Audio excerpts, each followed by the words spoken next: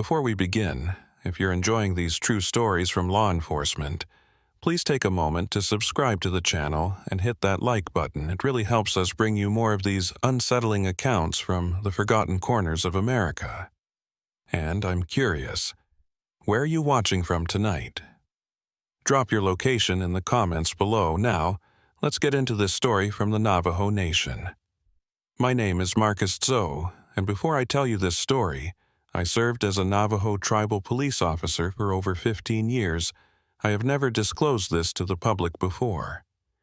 It's not because anyone told me to keep quiet, but because I knew for sure that no one would believe me. I'm not even sure if I believe it myself anymore. But as I get older, I feel the need to tell someone, to put it into words, before I forget this memory completely, or before I forget it completely.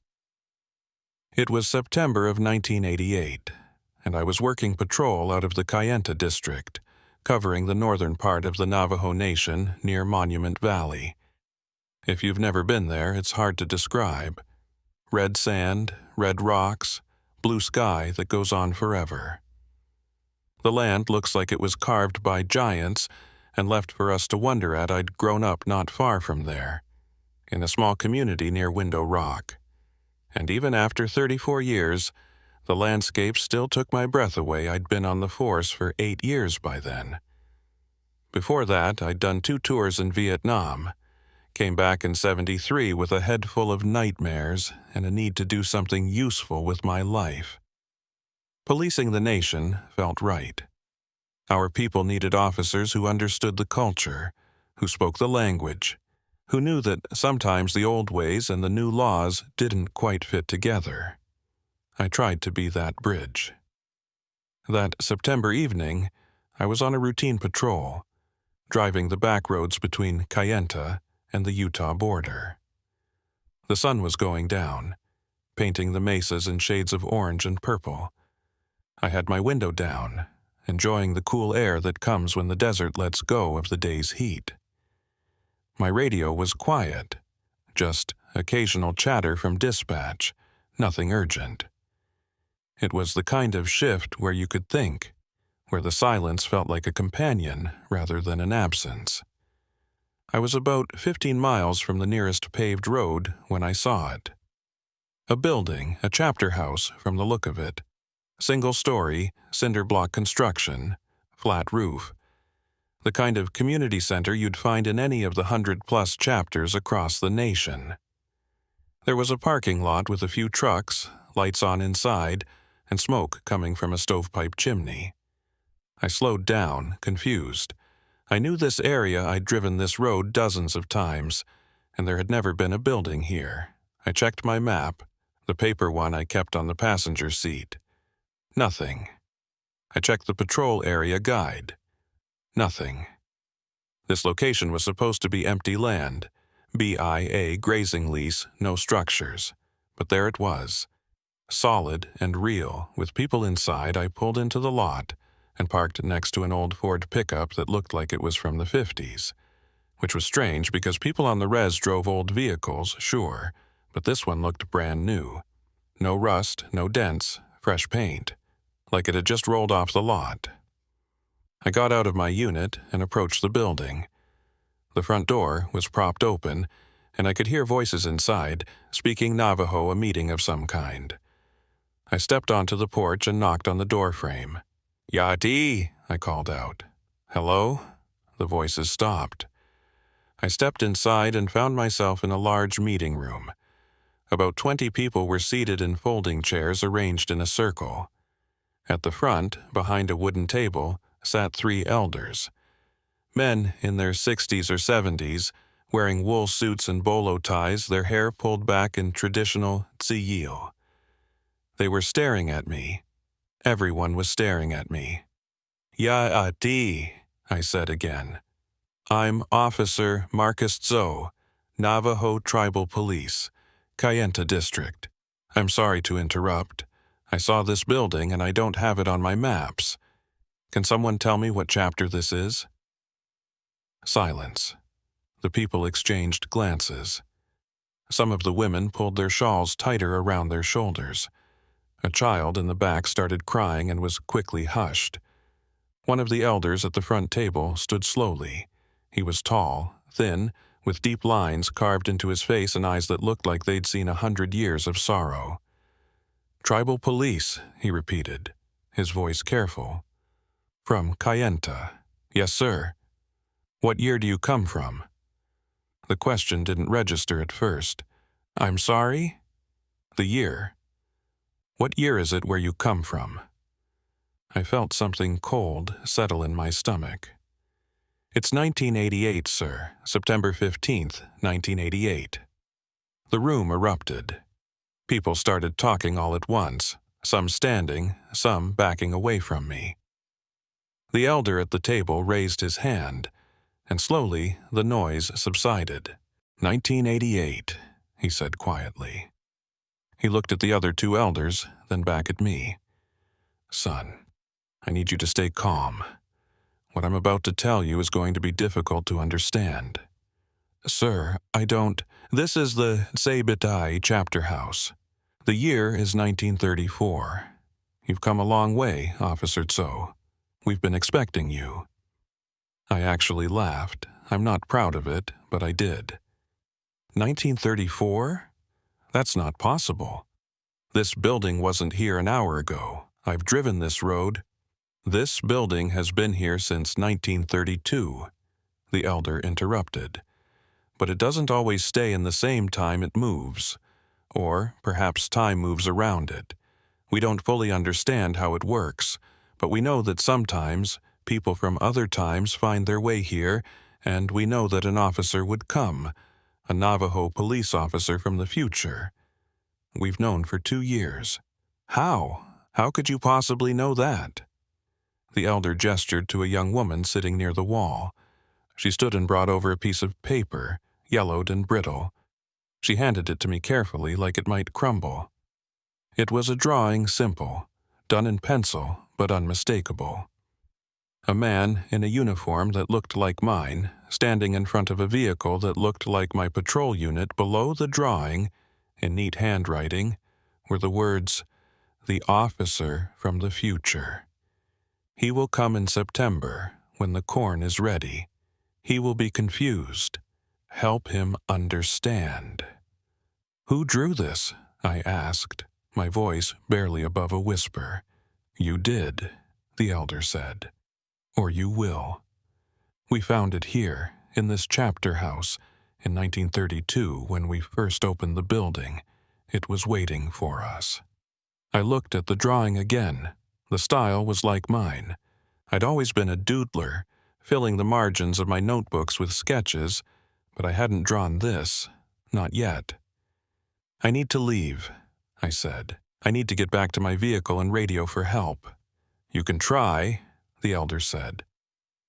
"But the door doesn't always lead back to where you came from." I didn't listen. I turned and walked out of the chapter house, back into the parking lot. My patrol unit was still there, right where I'd left it. I got in, grabbed the radio. "Dispatch, this is Unit 7, Officer Tso. I need a location check. Can you confirm my GPS coordinates?" Static, then a voice, but not dispatch. A man's voice speaking Navajo, formal and old-fashioned. "The machine won't help you, nephew. The chapter house exists outside the signal, outside all signals." I dropped the radio and got out of the car. The sun had set while I was inside, but the sky was wrong. Too many stars, too bright. No light pollution from Kayenta or Page or any of the towns I should have been able to see on the horizon. I walked back toward the chapter house, but stopped at the door. Through the window, I could see the meeting was still going on. The same people, the same elders. But now they were discussing something else. I could hear snippets. The livestock reduction program. Washington says we have too many sheep. They don't understand. The sheep are everything. Our way of life. If we resist, they'll send soldiers, like before, like the Long Walk. I knew this history, the livestock reduction of the 1930s, when the federal government forced Navajo families to kill their sheep and goats, supposedly to prevent overgrazing, but really destroying the economic foundation of the nation. It was one of the great traumas, second only to the Long Walk itself. I was listening to it happen in real time. I pushed open the door and stepped back inside. The room fell silent again. "I believe you," I said. "I don't understand it, but I believe you. Now please, tell me how to get home." The elder who had spoken before, whose name I later learned was Howard Yazzie, nodded slowly. "The door," he said. "It leads to different times. When you came in, it was connected to your 1988, but it shifts. The chapter house is wounded, I suppose you could say. Wounded in time. It was built on a place of great sorrow, and that sorrow tore something. A hole in the fabric of years. What kind of sorrow?" Howard's face darkened. "This is where they gathered the people in 1864. For the Long Walk. Thousands of Navajo, forced at gunpoint to march to Bosque Redondo. Many died here before the walk even began. Children. Elders, the weak and the sick. The land remembers. The land always remembers." I felt sick. I'd known the history, of course. Every Navajo child learned about the Long Walk, but I hadn't known this specific location had been a gathering point. It wasn't in any of the books. "So, this chapter house," I said slowly, "it's built on a, what? A wound in time?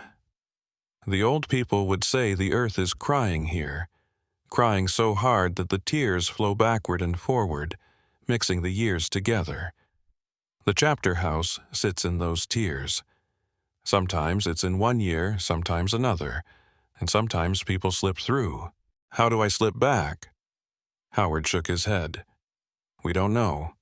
People have come through before, a soldier from 1918, still in his army uniform, a woman from 1956 looking for her children. They all eventually found their way back, but none of them could explain how. The door just opened to the right time. How long did it take? The soldier was here for 3 days. The woman almost a month. A month, I thought of my wife, Ellen, at home in Kayenta with our 2 kids. I thought of my shift sergeant wondering where I was. I thought of the patrol unit outside, useless. I can't wait a month. I have a family, a job. People will be looking for me." "Time doesn't work the same way here," Howard said. "The soldier was with us for 3 days. When he went back to 1918, only an hour had passed. The woman was here for a month, but in 1956, she'd been gone for a single night. That was something, at least. Maybe I could find my way back before anyone noticed I was missing." "What do I do until then?" I asked. Howard almost smiled. "You do what you were meant to do. You listen. You learn. You witness. The chapter house brought you here for a reason, Officer Tso.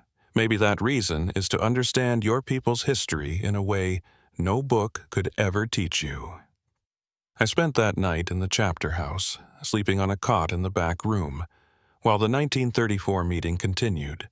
I could hear them talking late into the night, debating how to respond to the livestock reduction orders, how to protect their families without provoking the government into another forced relocation. Their fear was real, immediate. This wasn't history to them. This was survival. In the morning, I woke to silence. The meeting room was empty. The chairs folded and stacked against the wall. I walked to the front door and opened it. The parking lot was different. No trucks, no vehicles at all. Just a single horse tied to a post, and beyond the parking lot, the landscape had changed. The mesas were the same, but there were more trees, more grass. The land looked healthier, less eroded, and there were people approaching. Men on horseback, wearing clothes I didn't recognize. Not traditional Navajo, not modern American, something in between. One of them called out to me in Navajo, but the dialect was old, formal. I understood most of it. "You there, at the meeting house. State your clan and your business." I raised my hand slowly. "I am Marcus Zoe, born for Towering House Clan, born to Bitter Water Clan. I am a visitor here, I mean no harm." The men exchanged glances. One of them rode closer, studying my uniform, my badge. "What kind of clothing is this? What do these symbols mean?" "I'm a police officer, a peacekeeper, from another time." The man's eyes widened. "You're the one from the story, the future warrior who walks through the crying place." "What year is this?" I asked, though I was afraid of the answer. "The year the Bilagana call 1962. We call it the year the yellow rocks brought sickness. The height of the uranium mining boom. When companies had come to the Navajo Nation, hired Navajo workers to dig radioactive ore without any protection, without any warning of the dangers, thousands had gotten sick. Hundreds had died. Many were still dying when I became an officer.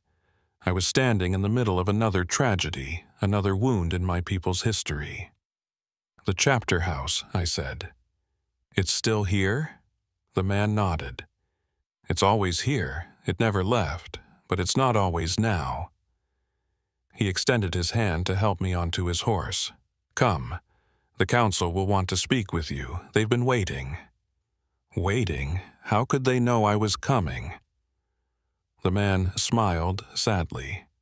"Because you already came, Officer Zoe, 28 years ago. You came to the 1934 Council and told them everything. Told them about the future, about the sickness from the yellow rocks, about the struggles to come. They wrote it all down, and they've been waiting to meet you ever since." I climbed onto the horse, my mind reeling. I'd gone from 1988 to 1934 to 1962.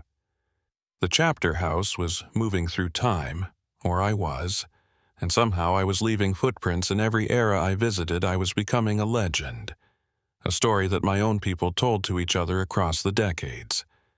But I still didn't know how to get home, and as we rode toward whatever waited for me in 1962, I realized something that made my blood run cold. If I had already visited 1934 and told them about the future, that meant I would go back to 1934 again, which meant I hadn't escaped yet, which meant somewhere ahead of me, in my personal timeline, I was going to return to that council meeting and give them the information they already had. I was caught in a loop made of my people's trauma, cycling through the years, carrying me with it. And I had no idea how many more turns of the wheel I'd have to endure before I found my way out. The chapter house stood behind me, quiet and patient. It had all the time in the world, and apparently so did I. The ride to the 1962 council took about an hour. The men who'd found me were uranium miners, I learned, working the claims near Cove and Red Valley. They spoke quietly about their work, about the yellow ore they pulled from the ground, about the good wages that let them support their families. None of them mentioned being sick, but I could see it in their faces. The pallor, the thinness, the way one of them coughed into his sleeve and tried to hide the blood. I knew what was coming for them. Lung cancer, kidney failure, birth defects in their children. The federal government and the mining companies knew the dangers of radiation exposure, but they never told the Navajo workers, never provided masks or ventilation or protective equipment. Just let them dig their own graves, one shovelful of radioactive ore at a time. And here I was, a visitor from the future, with the knowledge that could save them. The question was whether I should share it, and whether it would make any difference if I did. The chapter house looked the same from the outside. Same cinder block construction, same flat roof, same parking lot.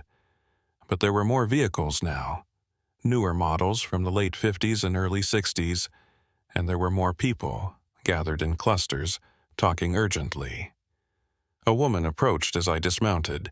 She was maybe 40, with intelligent eyes and a no-nonsense manner. She wore a nurse's uniform under a heavy coat. "You're the one," she said, "the officer from the future. Howard Yazzie told us about you." "Howard? He's still alive?" "He passed in 1958, but he made sure we knew. He made sure every chapter house on the nation knew the story. The officer who walks through time, who brings warnings from the future." She studied my face. "You look exactly like the drawing." "The drawing I supposedly made?" "The drawing you will make. Time is strange here, Officer So. You'll get used to it." She extended her hand. "I'm Annie Benally. I'm a nurse at the Shiprock Hospital. I also serve on the Tribal Health Committee." "Then you know about the uranium, about what it's doing to the miners." Her expression hardened. "I know. I've watched 17 men die in the past 2 years. Good men, strong men who went into the mines healthy and came out coughing blood. The companies say it's not related. The government says there's no proof. There is proof. There will be proof. Studies, investigations, lawsuits, but it takes decades. Too many people die before anyone admits the truth." Annie nodded slowly. "Howard told us you'd say that. He told us you'd know things about our future, things that could help us or hurt us depending on how we use them." "What else did he tell you?" "That we shouldn't ask too many questions, that some knowledge is a burden, that you carry enough burdens already." She gestured toward the chapter house. "The council is waiting. They have questions, but I'll make sure they respect Howard's wishes." Inside, the meeting room was fuller than it had been in 1934. Maybe 50 people, crowded onto chairs and benches and standing along the walls. At the front table sat 3 council members, 2 men and a woman, all wearing the formal attire of tribal officials. The woman at the center spoke first. "Officer Tso, thank you for coming. I'm not sure I had a choice. None of us do, when the chapter house calls." She introduced herself as Helen Watchman, chapter president. "We've read Howard's accounts of your 1934 visit. We've studied the warnings you gave about the livestock reduction, about the poverty and displacement that would follow. Everything you predicted came true." "I didn't predict it, I just knew history. To us, it was prophecy. And now you're here, in our time, and we need to know, what comes next? What should we prepare for?" I looked around the room at the faces watching me. Miners with radiation poisoning, families who'd lost everything in the livestock reduction and were just starting to rebuild children who didn't know yet that their futures had been poisoned along with their father's lungs. What could I tell them? That the uranium contamination would take decades to acknowledge? That compensation wouldn't come until most of the victims were dead? That their land would be left scarred and toxic, unfit for the sheep and crops that had sustained their ancestors? "The mines are killing you," I said finally. "The yellow ore is radioactive. Exposure causes cancer, lung disease, kidney failure. The companies know, but they won't admit it. You need to document everything. Medical records, work histories, exposure levels. Take photographs. Write down names and dates. Because someday there will be investigations, and the only way to get justice is to have proof." The room was silent. Annie Benally was writing furiously in a notebook. "What about the land?" one of the miners asked. "Will it recover? Some of it. Eventually. But there are places that will be contaminated for generations. The tailings piles, the abandoned mines. Keep your children away from them. Keep your animals away." "The money," another man said. "The mining wages. It's the only work we have. Are you saying we should quit?" I hesitated. This was the impossible part, the moral trap I couldn't escape. I'm saying you should know the risks. I'm saying the companies should provide protection, and they won't unless you demand it, I'm saying. I trailed off, because what I was really saying was that they should choose between slow death and immediate poverty, and that wasn't a choice anyone should have to make. Helen Watchman raised her hand, and the questions stopped. We understand, Officer So. You've given us what you can. We won't ask you to carry more than that. I spent 3 days in 1962, though it felt longer. Annie Benally took me to the hospital in Shiprock, showed me the wards full of dying miners, introduced me to the doctors who were trying to document what the government denied. I told them what I knew about radiation sickness, about the latency periods, about the studies that would eventually prove the connection. I don't know if it helped. I hope it did. On the 3rd night, I returned to the chapter house alone. The building was quiet, the parking lot empty. I walked inside, half expecting to find another council meeting in another time. Instead, the room was dark and silent. I sat down in one of the folding chairs and waited. I didn't know what else to do. An hour passed, maybe 2. Then I heard footsteps behind me. It was Annie carrying a lantern. "The door is changing," she said. "I can feel it. The chapter house is getting ready to move you again." "Where? When?" "I don't know. But I wanted to give you this before you go." She handed me a bundle wrapped in cloth. Inside was a leather journal, worn but well kept. It's Howard Yazzi's, his account of your 1934 visit, plus everything he learned about the chapter house over the years. He wanted you to have it. I opened the journal and saw Howard's careful handwriting, page after page of observations and theories. He'd dedicated years to understanding the temporal anomaly, and now he was passing that knowledge to me. "Thank you," I said. "I'll take care of it." "One more thing." Annie's voice was hesitant. "Howard wrote something at the end, a warning. He said I should tell you, but only when you were ready to leave." "What warning?" "He said the chapter house doesn't just move you through time. It moves you towards something, a destination, an event. He said everyone who passes through eventually reaches the same place." She paused. The beginning. The beginning of what? Of the wound. The original trauma that tore time apart here.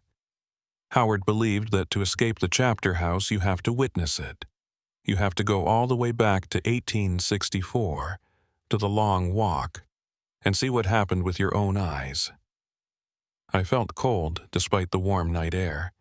I don't want to see that. No one would. But Howard thought it was the only way. The chapter house is crying, he wrote, and the only way to stop the tears is to acknowledge the grief. Before I could respond, I felt it. A shift in the air, a change in pressure. The walls of the chapter house seemed to shimmer, and the darkness outside the windows deepened. "It's happening," Annie said. "Go to the door, quickly." I grabbed the journal and ran to the front entrance. When I opened the door, the parking lot was gone. In its place was a dirt path, a few wooden structures, and a crowd of people unlike any I'd seen before. They were Navajo, but dressed in the old way, in woven blankets and deerskin women with their hair in traditional buns, men carrying tools and weapons, and they were all moving in the same direction, driven by soldiers on horseback, blue uniformed soldiers. Cavalry. I was in 1864. The Long Walk was beginning. I stepped back inside and slammed the door, my heart pounding. Not yet. I wasn't ready for this. I couldn't watch my ancestors be marched to their deaths. But when I turned around, the chapter house was different again. Different furniture, different arrangement. A calendar on the wall said 1978. The door had moved me forward instead of backward. I was in the chapter house of 1978, and I could hear an argument happening in the next room. I approached slowly, trying to calm my breathing. Through the doorway, I saw a council meeting in progress, but this one was heated.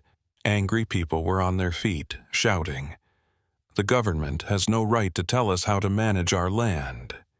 They have the power. Whether they have the right or not, we have to work within the system. The system is designed to destroy us. We need to fight. Fighting got us the long walk.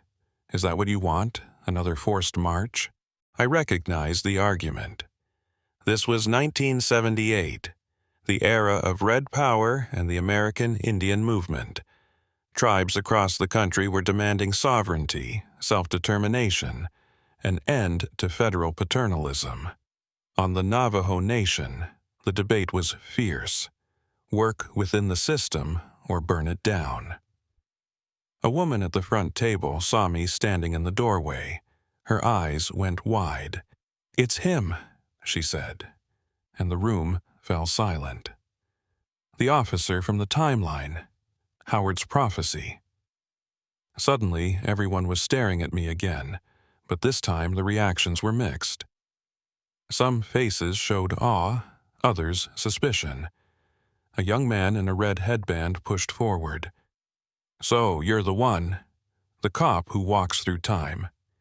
He said the word cop like it was a curse. "You know what cops mean to us? Cops enforce their laws. Their rules, you're a tool of the colonizer, badge or no badge." "I'm Navajo," I said quietly. "Same as you. Then why do you wear their uniform? Why do you carry their gun?" "Because I want to protect our people our way." "By enforcing their way? By putting natives in their jails?"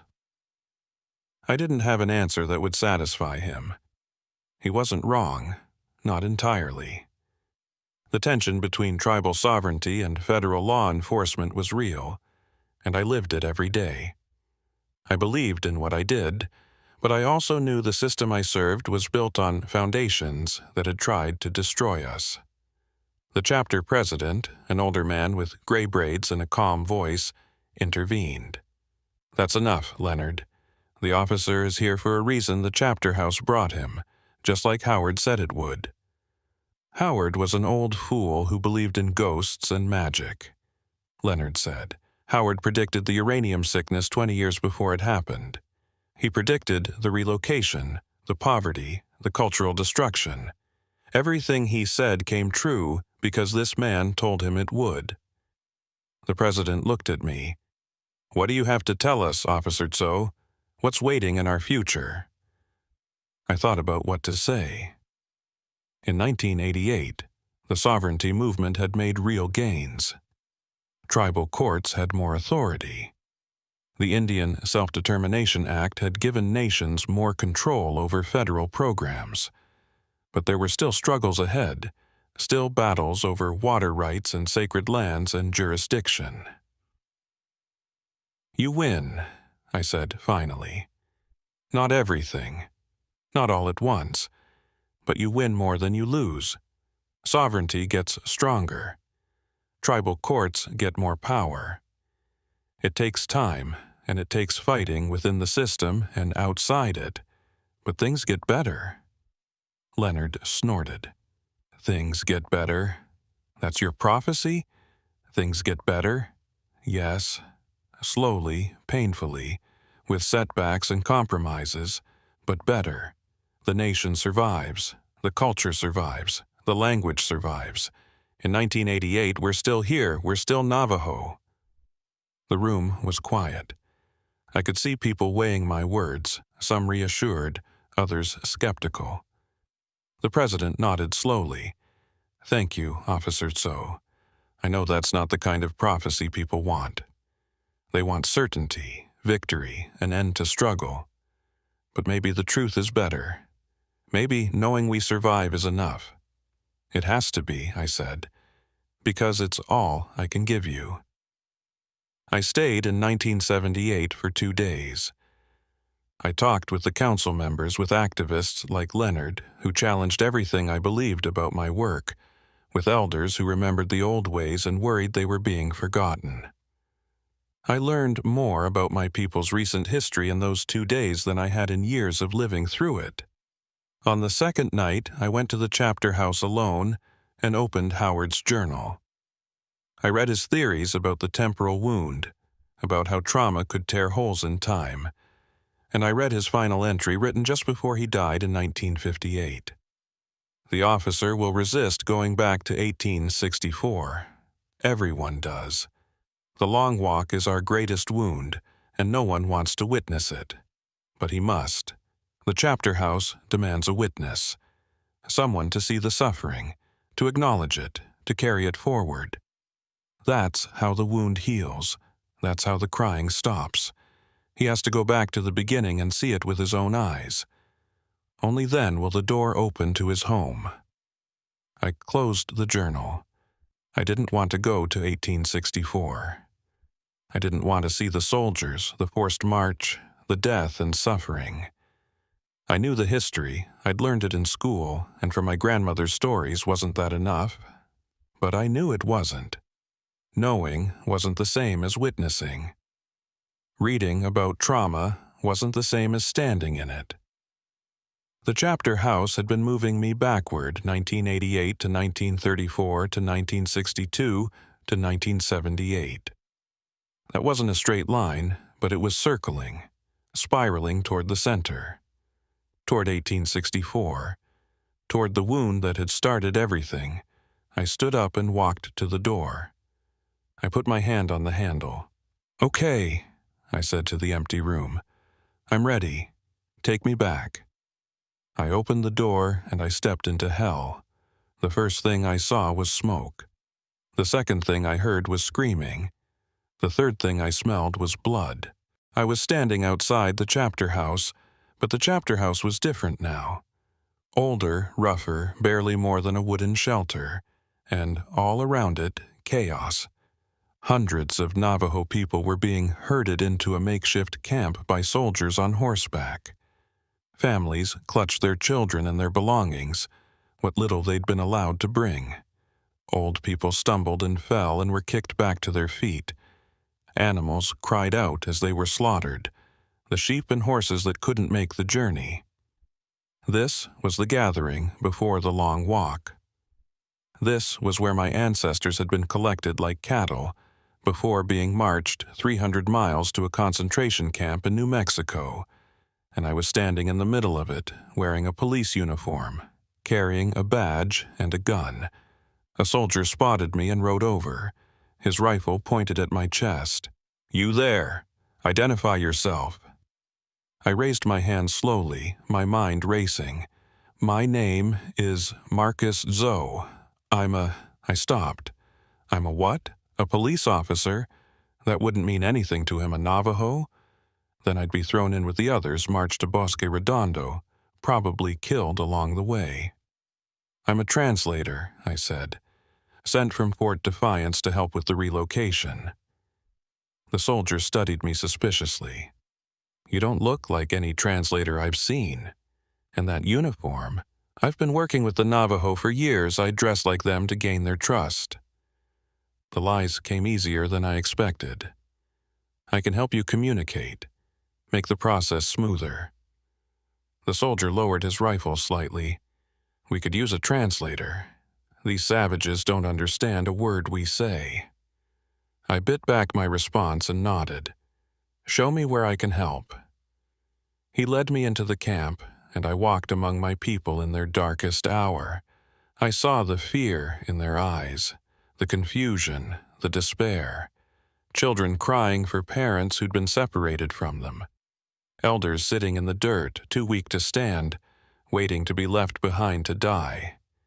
And I couldn't save them. I couldn't change history, couldn't stop the long walk, couldn't prevent the 300 deaths along the route or the thousands more at Bosque Redondo.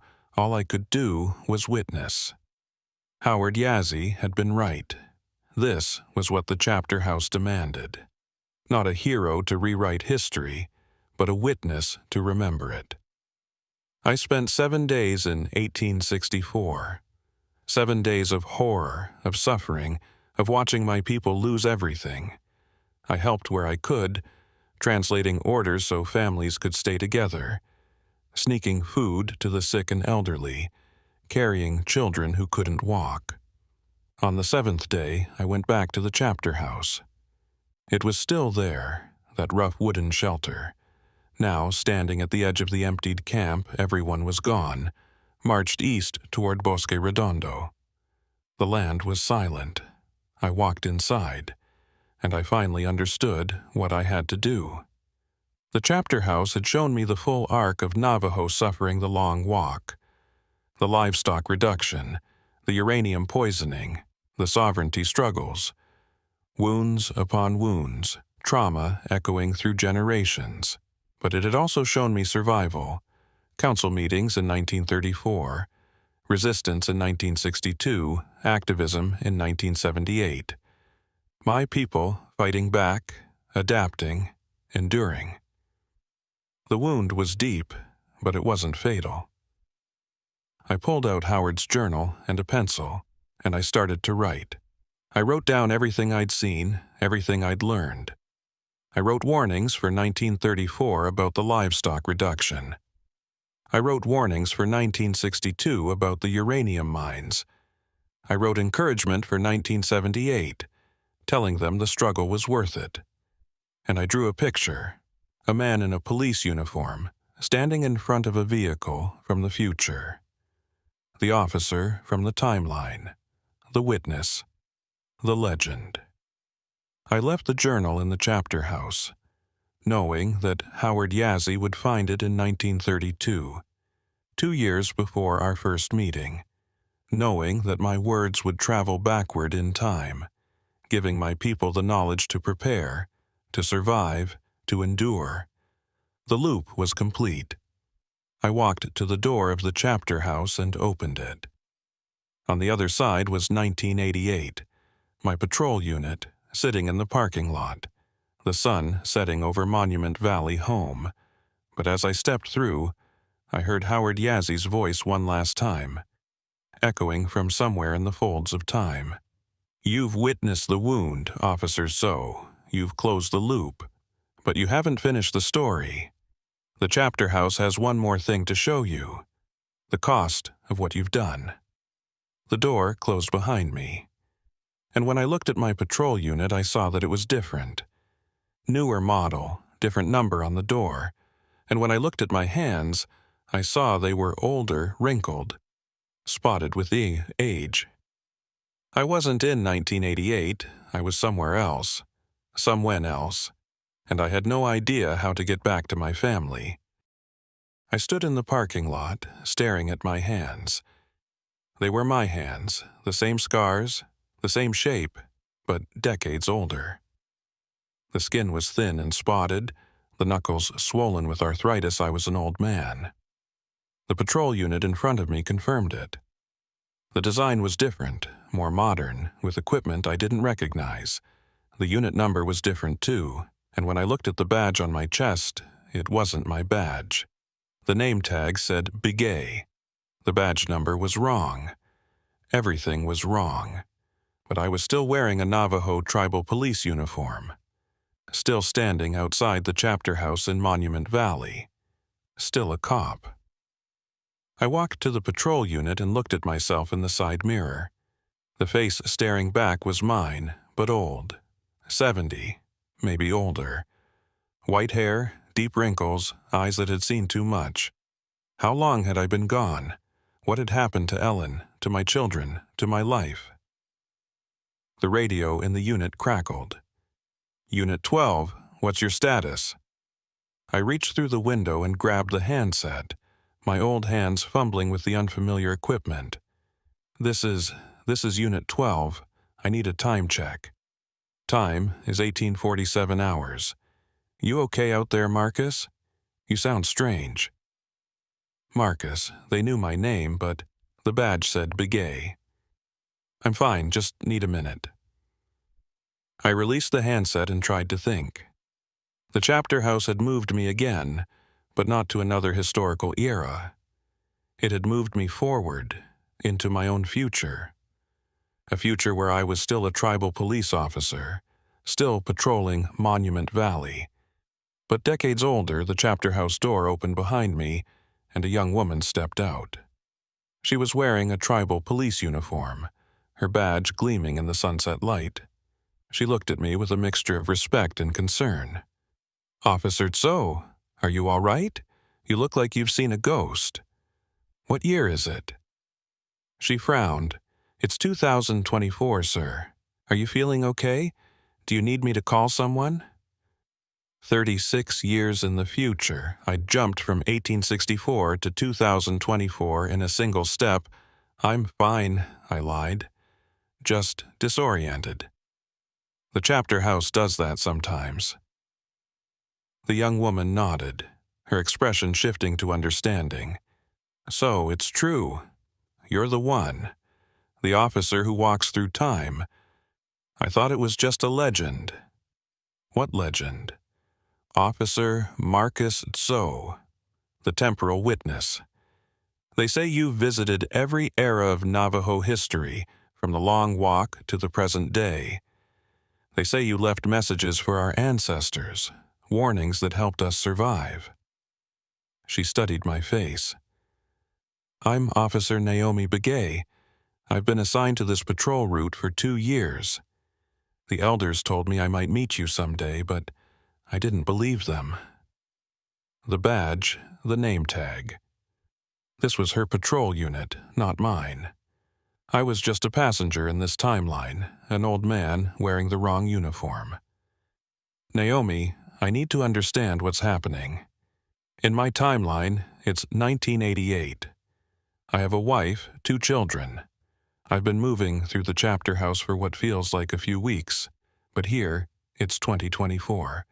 How is that possible?" Naomi led me to a bench outside the chapter house and sat down beside me.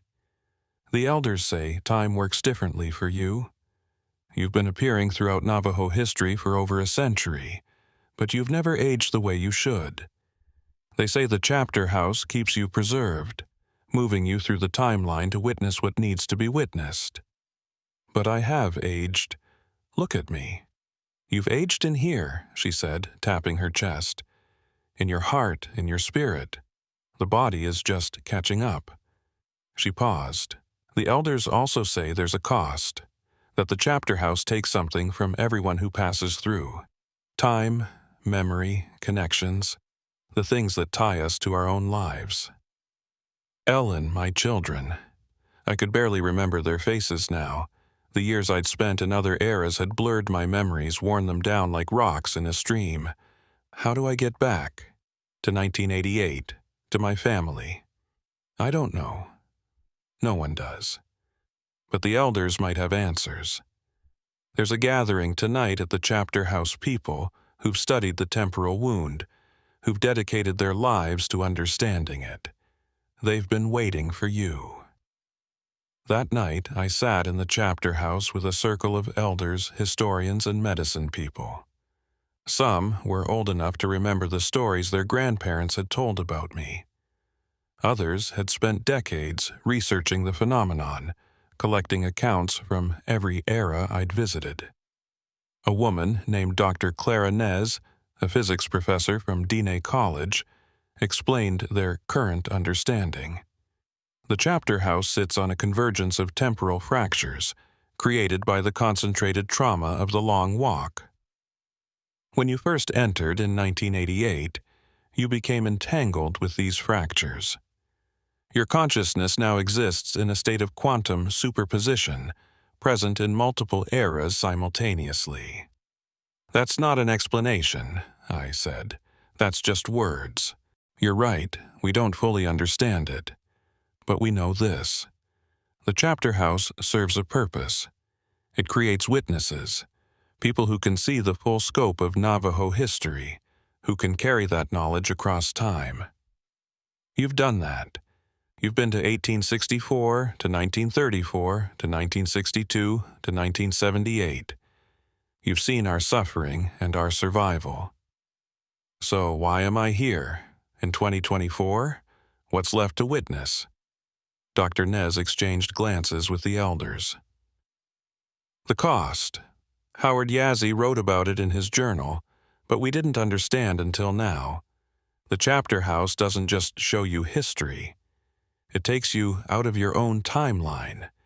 The more you witness, the less you belong to any single era. Your wife, your children, your life in 1988, they've continued without you. They've lived their whole lives while you've been walking through time. I felt something cold settle in my chest. What are you saying? I'm saying that if you go back to 1988 now, it won't be your 1988. Too much has changed. Too much time has passed for you and for them. You'll be a stranger in your own life. Then what am I supposed to do? Just stay here? Accept that I've lost everything? An elder named Thomas Blackwater spoke up. He was well over 90, his face a map of wrinkles, his eyes still sharp. You haven't lost everything, son. You've gained something too. You've become a part of our story, our history. Every Navajo child learns about Officer Tso, the witness who walks through time. You're a symbol of endurance, of memory, of the importance of never forgetting where we came from. I don't want to be a symbol, I want to be a husband, a father. I know, and I'm sorry. But the chapter house doesn't give us what we want. It gives us what's needed. I sat with that for a long time, the weight of it crushing 36 years. Ellen would be in her 70s now if she was still alive. My children would be grown, with children of their own.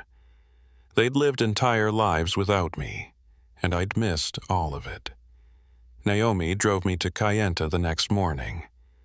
My old house was still there, but different. New additions, new paint, a garden where there used to be bare dirt, a child's bicycle in the yard. I stood across the street, watching.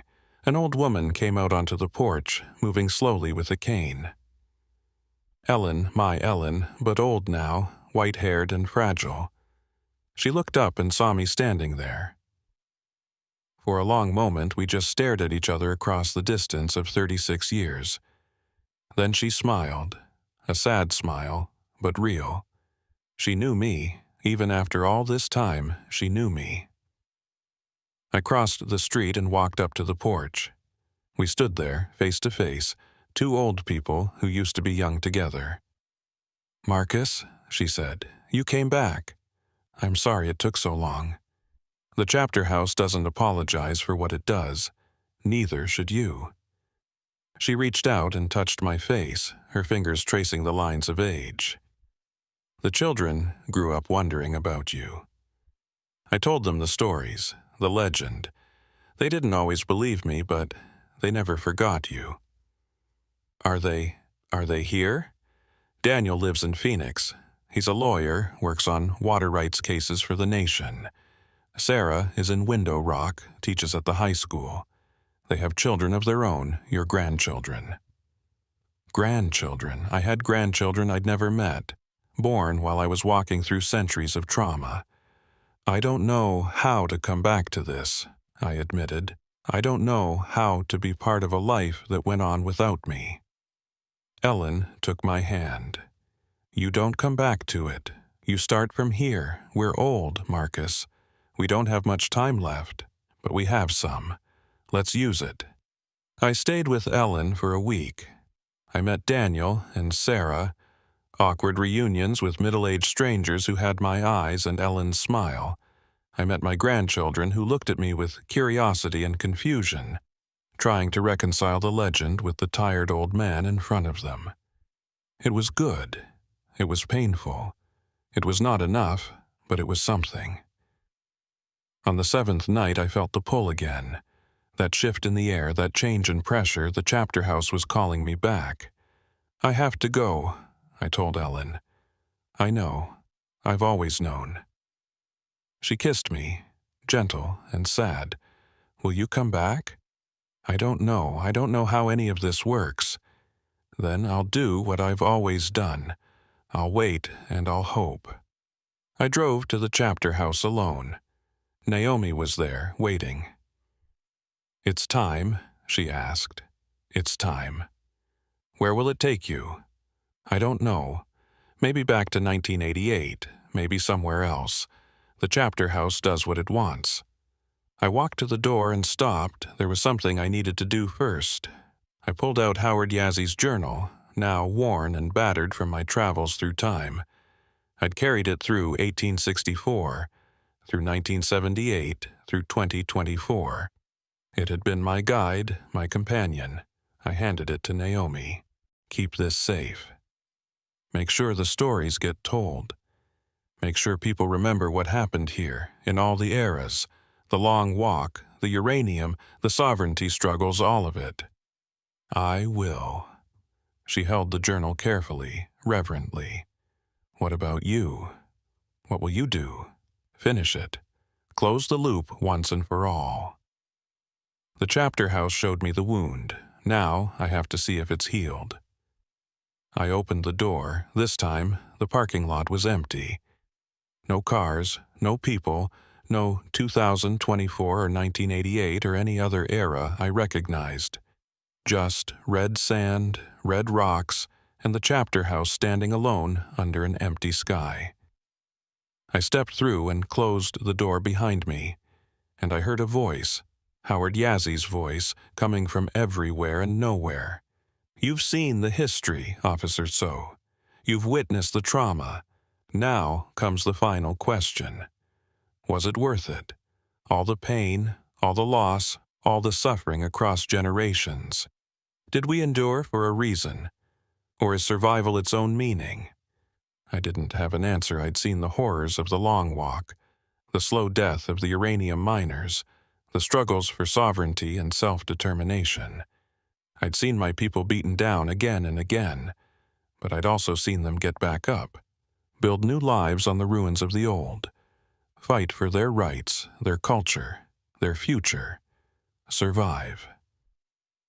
It's worth it, I said to the empty air. It's always worth it, because the alternative is disappearing, and we're still here. We're still Navajo.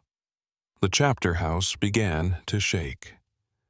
The walls flickered, showing glimpses of every era I'd visited. 1864, 1934, 1962, 1978, 2024, all of them existing simultaneously layered on top of each other. And then, slowly, they began to separate, to settle, to become distinct again, each era returning to its proper place in time. The wound was closing. Howard's voice came one last time. You've done what was needed, Marcus. You've witnessed and remembered and passed the stories on. The chapter house is satisfied, the loop is complete. What happens now? Where do I go? Where do you want to go? I thought about 1988, about the life I'd left behind. But that life was gone now, lived out by Ellen and my children without me. I thought about 2024, about the week I'd spent with my aged wife and grown children. There was still time there, a little bit. Time to know my grandchildren, to be part of the story's end. 2024, I said. I want to go back to Ellen. Then go. The door of the chapter house opened, and I saw the parking lot in the golden light of a 2024 sunset. Naomi's patrol unit was there, and Ellen was standing beside it, waiting for me. Waiting like she'd always waited. I walked through the door. Behind me, the chapter house shimmered once and then went still. The temporal wound had closed. The loop was complete. The crying had stopped, but the stories would go on. In the journals I'd left behind, in the warnings I'd given, in the legend of Officer Marcus So who walked through time, I took Ellen's hand, and we drove away from the chapter house together. We had a little time left, and we were going to use it. Ellen and I had 3 years together. 3 years of quiet mornings and long conversations, of meeting grandchildren and attending family gatherings, of watching the sun set over Monument Valley from the porch of our home. 3 years to make up for 36 lost ones.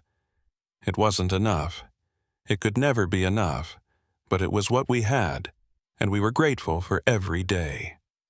The first year was the hardest.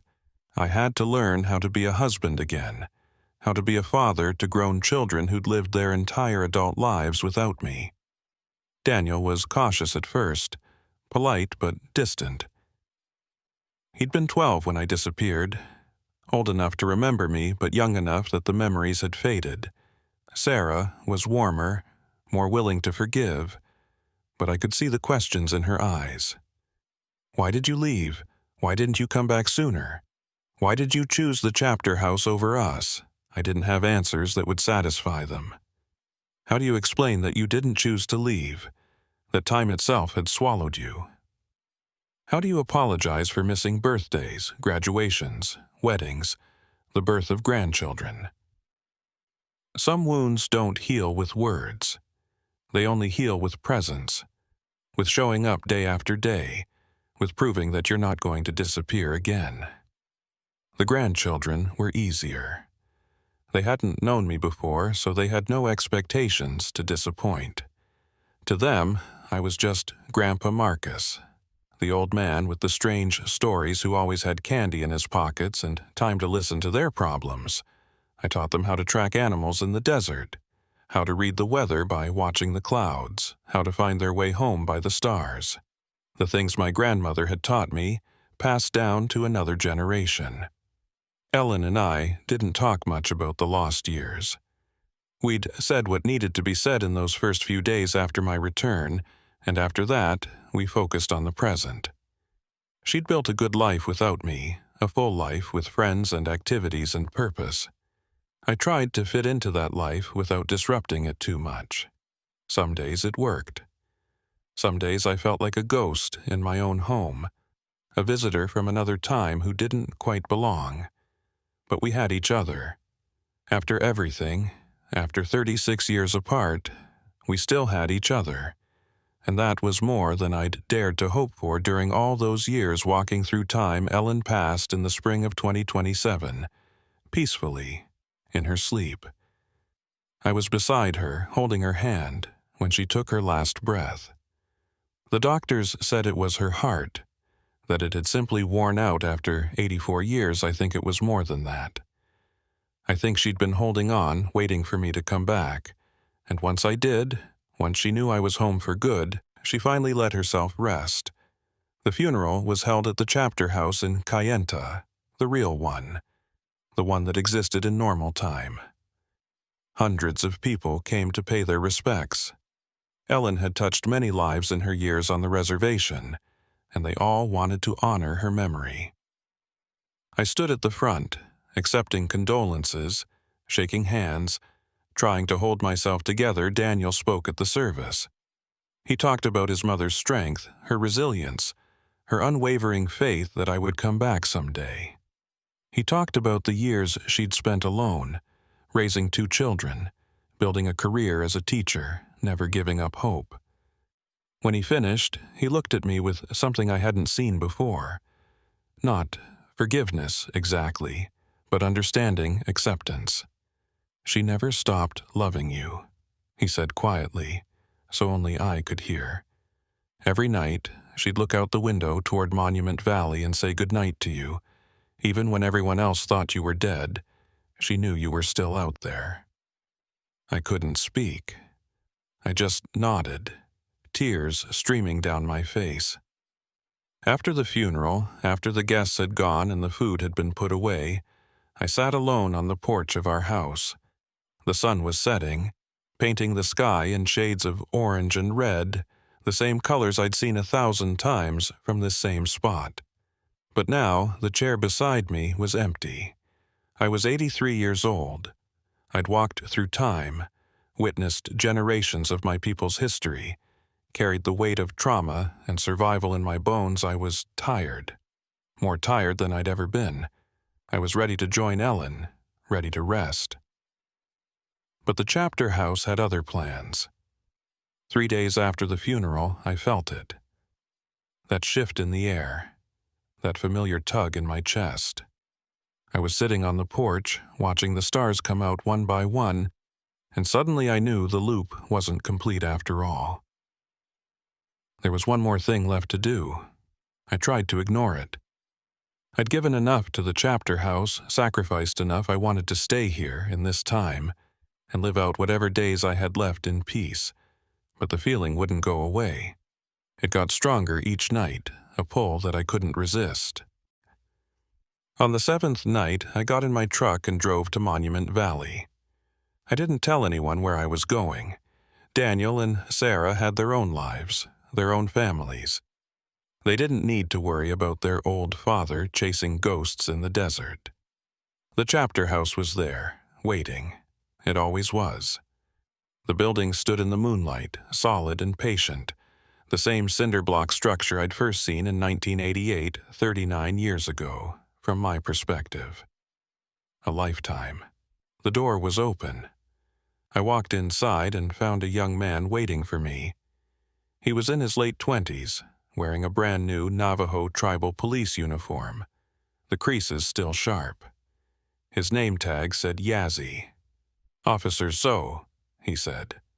"My name is Samuel Yazzie. I'm Howard's great-great-grandson."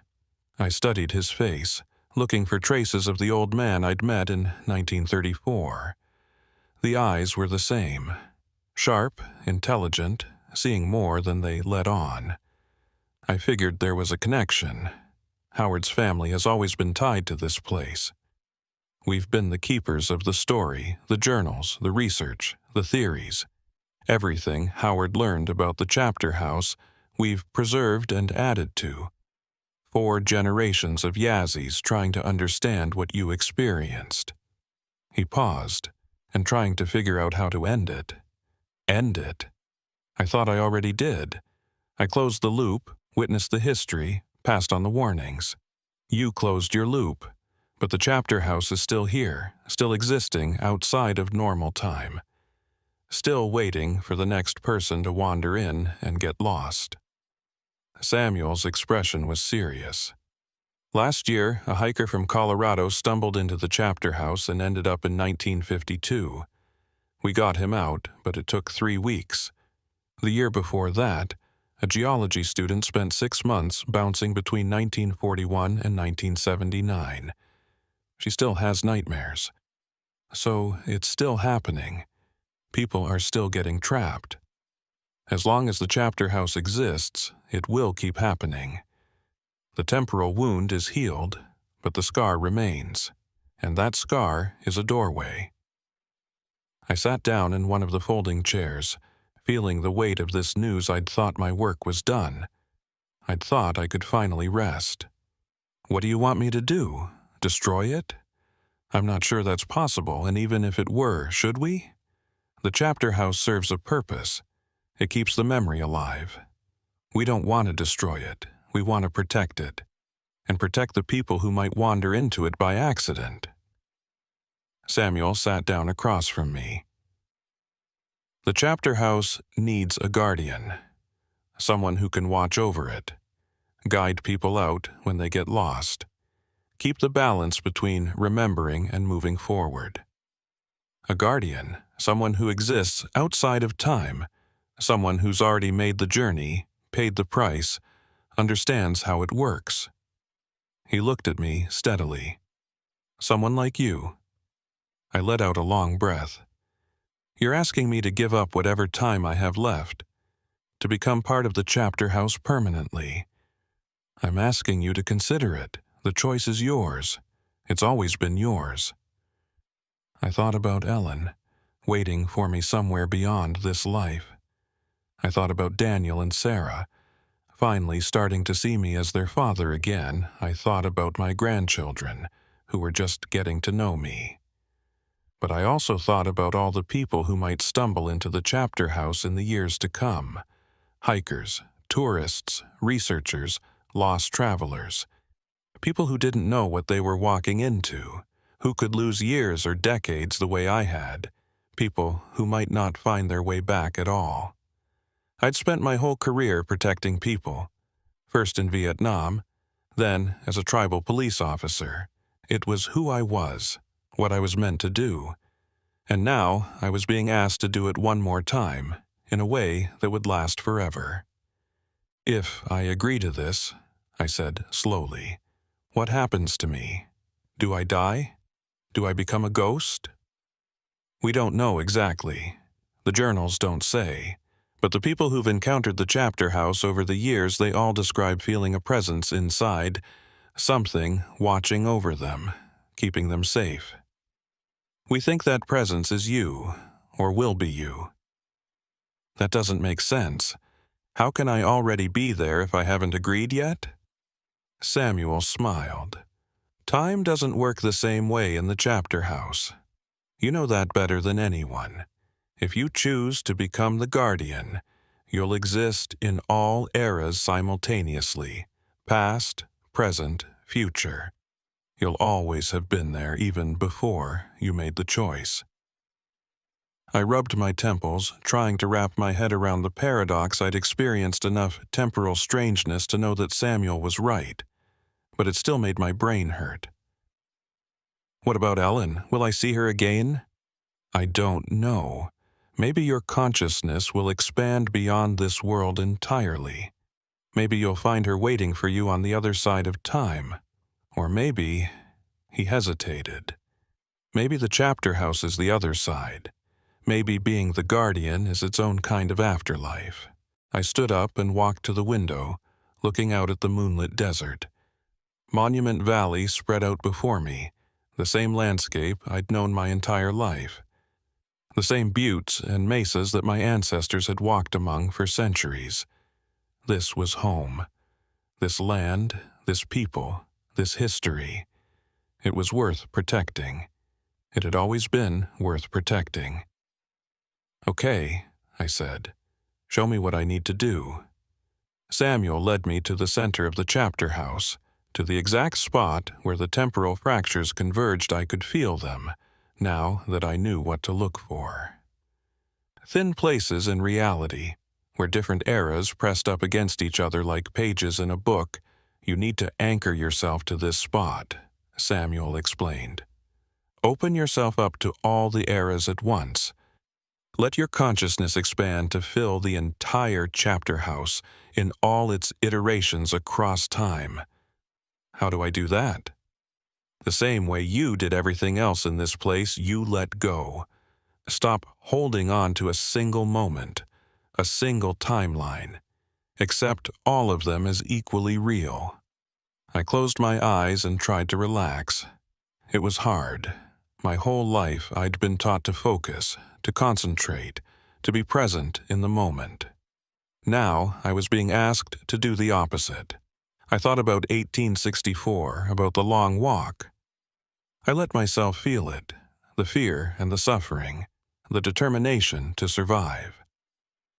I thought about 1934, about Howard Yazzie and the Council, their dignity in the face of oppression. I thought about 1962, about the uranium miners slowly poisoning themselves to feed their families. I thought about 1978, about the young activists fighting for sovereignty, for self-determination. I thought about 2024, about Ellen's smile when she saw me again after 36 years. I let all of it exist at once. All the pain, all the hope, all the struggle, all the survival. I stopped trying to be in one time and let myself be in all of them. And then I felt it, the expansion. My consciousness spreading out like water, filling every corner of the chapter house, seeping into every era. I could see the council meetings in 1934, the miners in 1962, the activists in 1978. I could see the soldiers in 1864, gathering my people for the long walk. I could see Ellen and my children in 2024, living their lives, missing me, moving forward. I could see all of it, all at once, forever. It should have been overwhelming. It should have driven me insane, but instead it felt peaceful. Like coming home after a long journey. Like finally understanding my purpose, I opened my eyes, and I was everywhere. Samuel was standing in front of me, but I could also see him as a child, as a teenager, as an old man, all the versions of him that existed in the chapter house's timeline, all present simultaneously. "It's done," I said, and my voice echoed strangely, coming from multiple eras at once. "I can feel them all. Every time period, every person who's ever entered this place. Can you guide them? If someone gets lost, can you show them the way out?" I reached out with my new awareness and felt the boundaries of the chapter house, the places where it connected to normal time. I could see the doors, dozens of them, each one leading to a different era. And I could see how to open them, how to guide someone through. Yes, I can do it. Samuel nodded, his eyes glistening. "Thank you, Officer So, for everything you've done, for everything you're doing now. Take care of the journals. Keep telling the stories. Make sure people remember why this place exists. I will. My family always has." I watched as Samuel walked to the door and stepped out into 2027. The door closed behind him, and I was alone in the chapter house. Alone and yet surrounded by all the people who had ever entered this place. In all the eras it had touched, I settled into my new existence. It took time to adjust, to learn how to be everywhere at once without losing myself. But gradually, I found a rhythm. I watched over the chapter house, felt the temporal fractures, monitored the doors. When someone entered, I was there, a presence in the shadows, ready to guide them out before they got lost. Years passed. Or maybe they didn't. Time was different now, meaningless in the old way. I existed in 1864 and 1934 and 1962 and 1978 and 2024. And all the years between and beyond, I saw my people's history unfold, not as a sequence of events, but as a single tapestry, all the threads woven together. I saw the long walk and the return from Bosque Redondo. I saw the livestock reduction and the slow rebuilding afterward. I saw the uranium mines open and close, saw the sickness spread through the workers, saw the long fight for compensation and justice.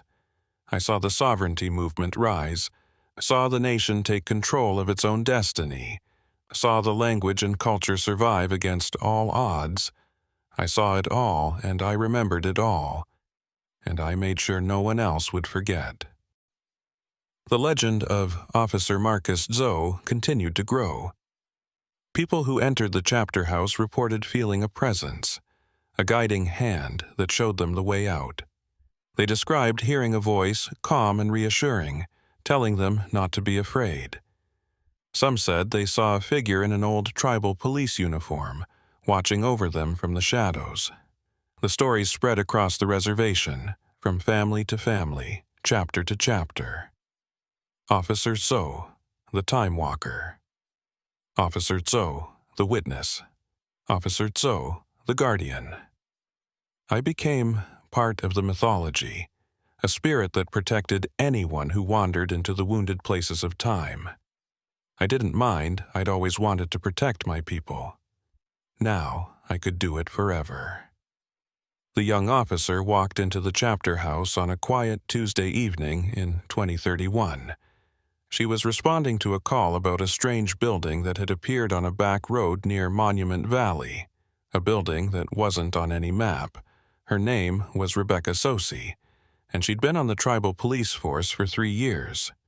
She'd heard the stories about Officer Marcus Zoe. Of course, every Navajo cop had. But she didn't really believe them.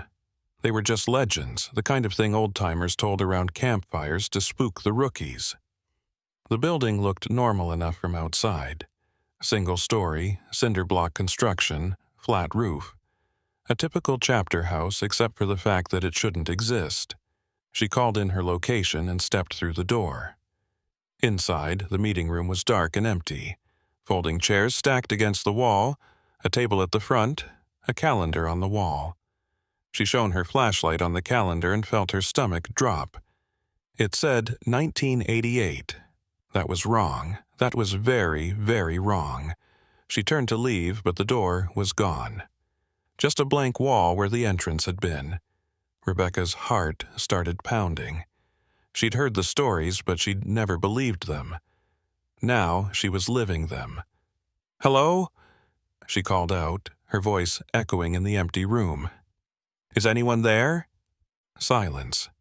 Then, from somewhere in the building, a sound. Footsteps, soft and measured. Coming closer, Rebecca drew her weapon, backing against the wall. The footsteps stopped just outside the meeting room door. "Who's there? Identify yourself." And then she felt it.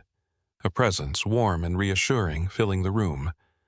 A voice speaking directly into her mind, calm and gentle. "Don't be afraid, Officer Tsosi.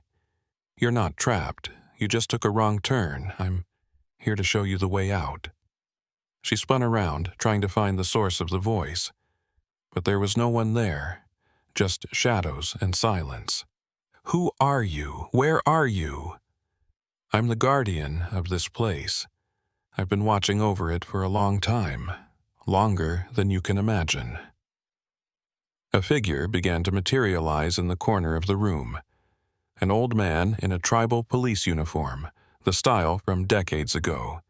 His face was weathered, kind, with eyes that held a deep sadness and a deeper peace. "Officer So," Rebecca whispered. "That's right. I'm going to help you get home. But first, I need you to trust me. Can you do that?" Rebecca holstered her weapon and nodded slowly. Yes, I can do that." "Good, follow me." He led her through the chapter house, through rooms that shifted and changed as they walked. She caught glimpses of other eras, other times. A council meeting in what looked like the 1930s. Men in work clothes from the 1960s, their faces tired and sick. Young people with red headbands, raising their fists in protest. "What is this place?" she asked. "It's a wound in time, a place where the past and the present and the future all exist together. It was created by trauma, by the suffering of our people. But it's also a place of memory, of preservation. As long as it exists, we'll never forget where we came from. And you guard it? Forever? Forever is just a word. I exist in all times at once. I see everything that's ever happened in this place, and everything that ever will happen, including this moment, right now, with you." They reached a door that hadn't been there before. Through it, Rebecca could see the parking lot, her patrol unit, the normal night sky of 2031. "There's your way home," Officer So said. "Go through and don't look back. The chapter house will try to pull you in again, but as long as you keep moving forward, you'll be fine." Rebecca stepped toward this door, then hesitated. "Why do you do this? Why did you give up your life to guard this place?" Officer So smiled, and in that smile she saw all the years he'd lived, all the history he'd witnessed, all the people he'd protected. "Because someone had to. Because our stories matter. Because as long as one person remembers, we're never truly gone." He gestured toward the door. "Now go. Your family is waiting for you. Don't make them wait any longer than they have to." Rebecca stepped through the door and out into the cool night air. She took a deep breath, feeling the solid ground beneath her feet, the normal flow of time around her. She turned to thank Officer So, but the door was gone. The chapter house stood silent and dark, just another building in the desert. But she knew better now. She knew what was inside, what was watching over it, what would always be watching over it. She got in her patrol unit and drove back to the station. She didn't tell anyone what she'd seen. Some things were too strange to explain, too sacred to share. But from that day on, she believed the legends. She knew Officer Marcus So was real, and that he was still out there, still protecting his people, still walking through time. And sometimes on quiet nights when she drove past the place where the chapter house appeared, she'd catch a glimpse of it in her rearview mirror. Just for a moment, just at the edge of sight. A building that wasn't on any map, a door that opened to all of history, a guardian who kept watch over the wounded places, making sure no one else got lost. The legend would continue to grow in the years that followed. More officers would report encounters with the chapter house. More stories would be told at family gatherings and chapter meetings.